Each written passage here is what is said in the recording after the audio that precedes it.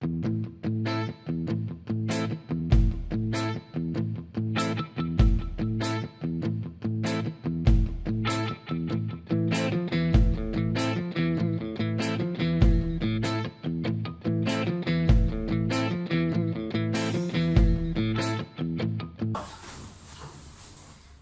buenas tardes. Buenas tardes. Buenas tardes.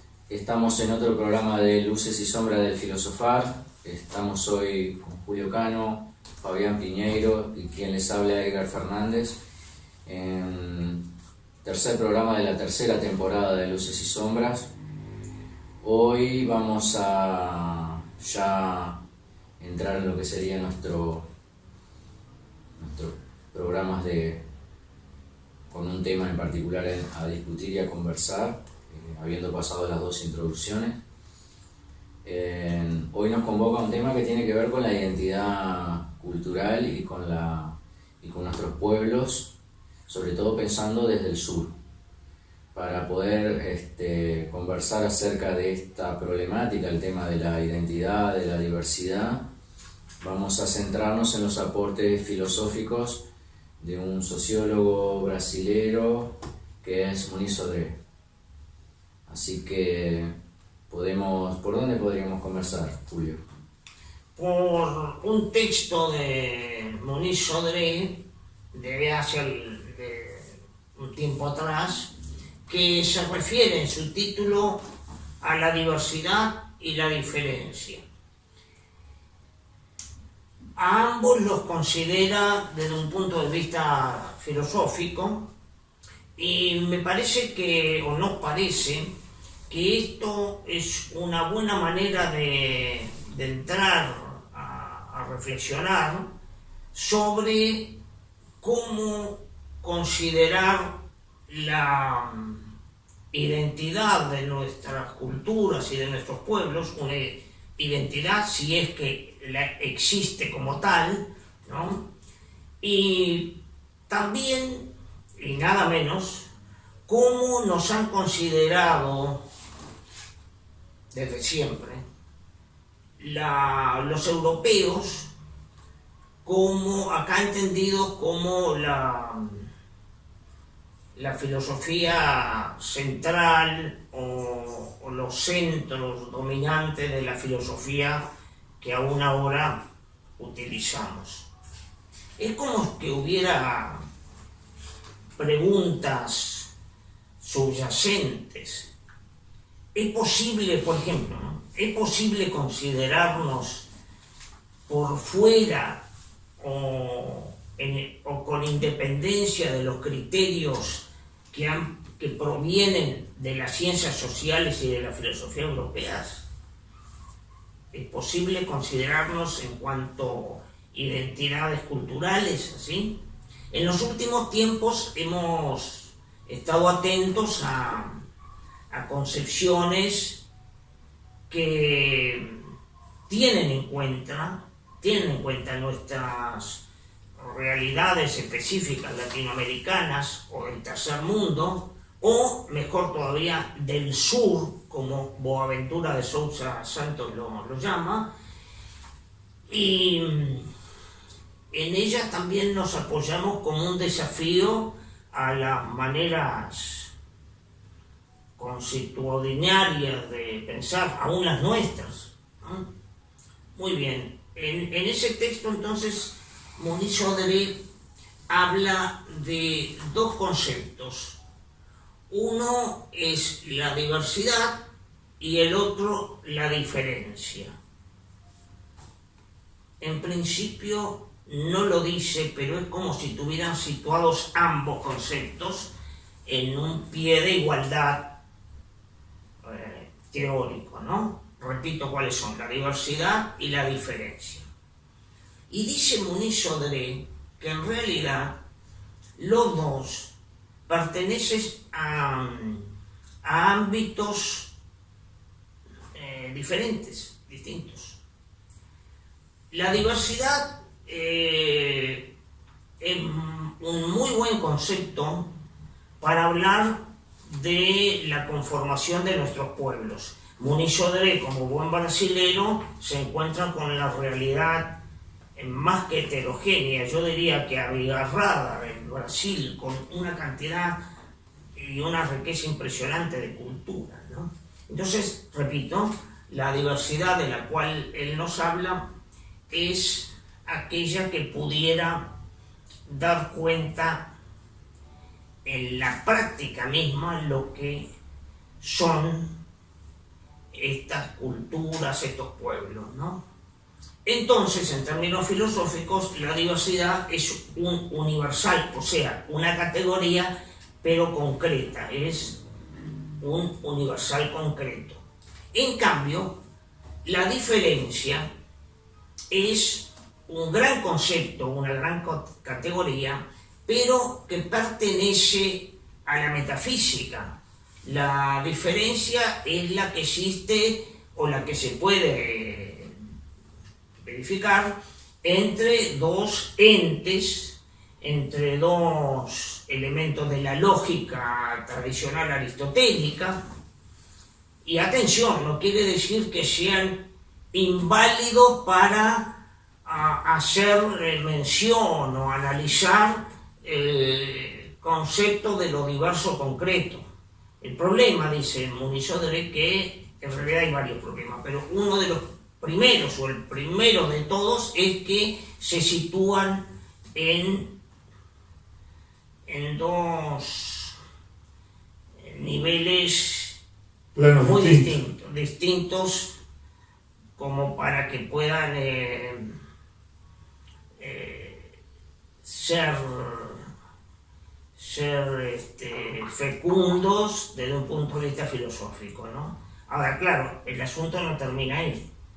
Él dice, después volveremos sobre esto, que el concepto de la diferencia es el que ha utilizado desde siempre el pensamiento, la filosofía occidental de cuño griego y europeo para analizar esos pueblos otros que aparecen, vamos a introducir ya el asunto, aparecen luego de Colón, luego de ese choque entre lo europeo y nuestros pueblos que sucedió a partir de 1492.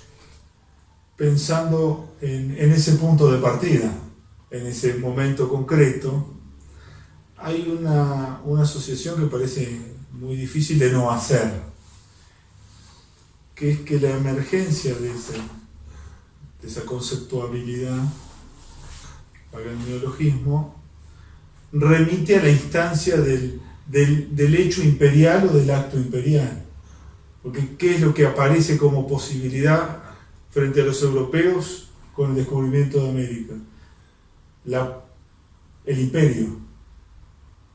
Aparece por primera vez en el mundo europeo, frente a los europeos, la posibilidad de ejercer un dominio genuino sobre una parte del mundo que tienen allí enfrente. Que no es una parte del mundo europeo, es un salir de sí, más allá de sus fronteras. Sí, y es una parte del mundo respecto a la que pueden establecer esa relación de dominio. No son esas otras partes del mundo con las que de alguna manera el mundo europeo venía manteniendo distintas formas de relacionamiento desde la antigüedad, y con las que había relaciones de intercambio, de comercio, de vínculo cultural, pero con las que no había posibilidades de generar esquemas de dominación. En realidad yo voy a decir algo sin saber demasiado de historia, y lo digo sin problema, pero además hay un hecho traumático, medio como fue la guerra de Vietnam para Estados Unidos, y es el fracaso de las cruzadas. Las cruzadas en lo que hoy es Palestina, Israel, todo por ahí, ese cercano oriente, terminaron precisamente en fracaso. un fracaso. Entonces se cerraron nuevamente las fronteras para los europeos y claro, una posibilidad de conquista de lo exógeno no aparece sino a partir de Colón. Las cruzadas lo dejan de alguna manera clausurado y se abre de nuevo con Colón.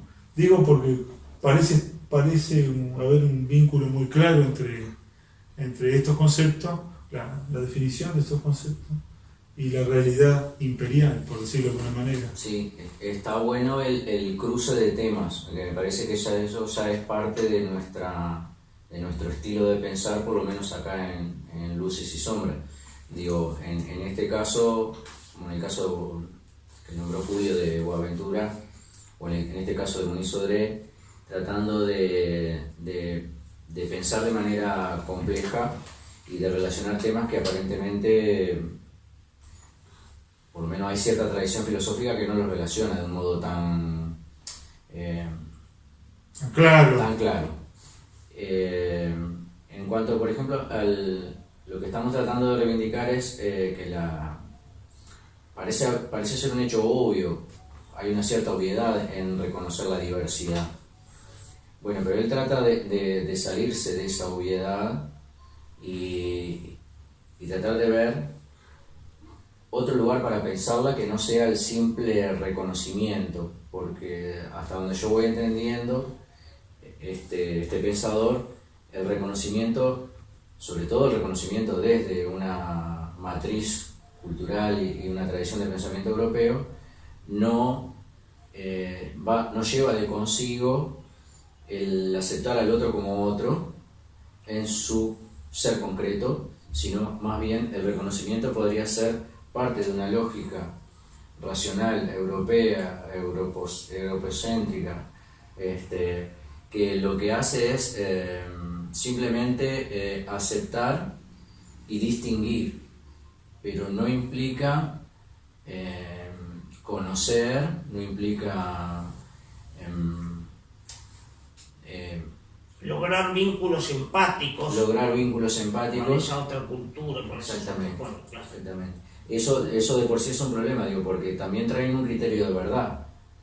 Digo, no solamente reconocer al otro en su ser y saberlo como yo, sino que además, esa lógica de la cual ustedes hablaban, imperial, con un criterio de verdad que depende de Europa y de la razón europea, lo que trajo es también dominación en el plano de lo cultural. O sea, digo, no es solamente en el plano territorial.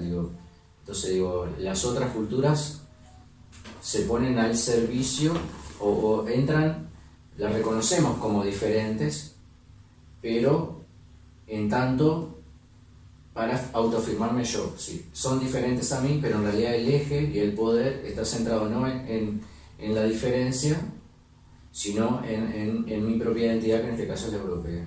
Son variaciones sobre lo mismo, y lo mismo en la metafísica de cuño europeo. Lo estoy diciendo de manera demasiado rústica, digamos, muy esquemática, pero claro, eso lo mismo es el ser en una percepción parmenidia, ¿no? Sí. Eleática, o sea, el ser es lo que, pero lo que es dentro de los parámetros De la racionalidad europea. de la racionalidad europea, sí. Entonces, claro, los otros que son diferentes son analizados, cuestionados, o aún, digamos así, en la posibilidad de esto, aún aceptados dentro de ese antecedente ontológico que es el cuño europeo de la filosofía, ¿no? Sí, porque el hecho, la razón, lo que ha hecho, por lo menos la razón griega y después pasando por la modernidad, pasando por Kant, lo que ha hecho es crear categorías, ¿no? Y en la categoría también lo que trae de por sí la diferencia, ¿sí? La capacidad de comparar. O sea, esto es esto, pero no es aquello. Y eso no alcanza como criterio epistemológico, digamos, no alcanza para que de eso se deduzca que el otro exista de por sí, concretamente, en su propio ser y que tenga, por ejemplo, el mismo valor. El mismo estatus. El mismo estatus. No queda de por sí validado eso así.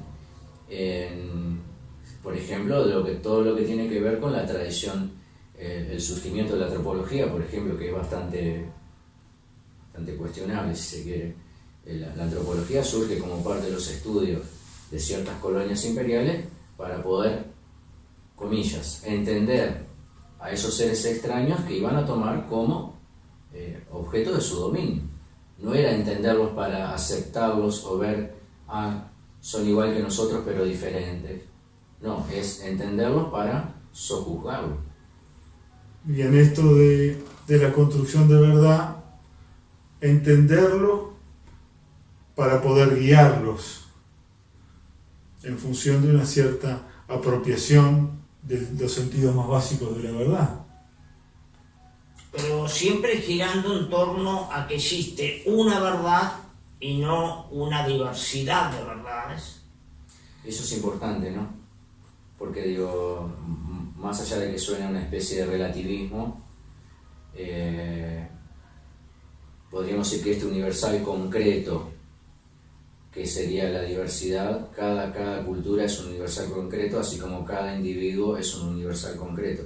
Digámoslo así, a mí me hace acordar aquel concepto de microcosmos, el hombre como un microcosmos, que planteaba aquel renacentista Pico de la Miranda, que hoy se está recuperando ese concepto del microcosmos, y la cultura es un microcosmos también, y que tiene un valor de por sí y no es en referencia a mí, Europa.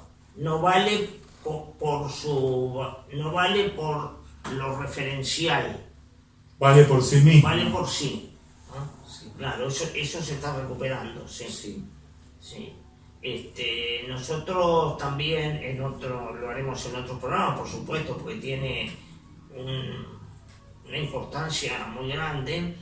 Hemos estado siguiendo las elaboraciones de Boaventura de Sousa Santos y varios de los que trabajan con él, y lo hemos seguido en el énfasis que él pone en la existencia no de una epistemología central, otra vez la europea de puño griego, sino en la existencia de muchas epistemologías, de muchas concepciones del mundo, de lo que es el ser humano y de la relación del ser humano con la naturaleza y con la divinidad, cualquiera que ya sea, diversas, ¿no? Sí. Me permito leer un fragmento nomás de este texto que dice: en realidad los hombres no son iguales ni desiguales. Los hombres, seres singulares, coexisten en su diversidad. Así que la diversidad es un hecho concreto.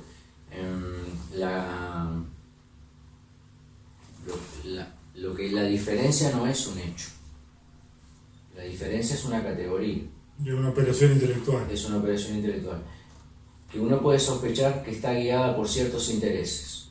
Digo, en esto me parece que también hay un planteo epistemológico de Muniz Sodré, en el sentido de que cuando alguien se plantea diferenciar, debemos sospechar que hay razones para ello.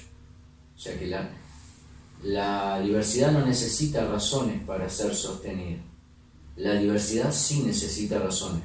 Y las razones seguramente tienen que ver con un criterio epistemológico, pero también deben tener que ver con algunas otras raíces, al estilo del análisis de Foucault, por ejemplo.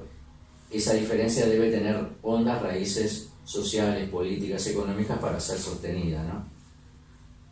intereses subterráneos, sí, y no tan ocultos, pero que no es que hayan conciencias hiperlúcidas que vayan armando un sistema de dominación, eso no.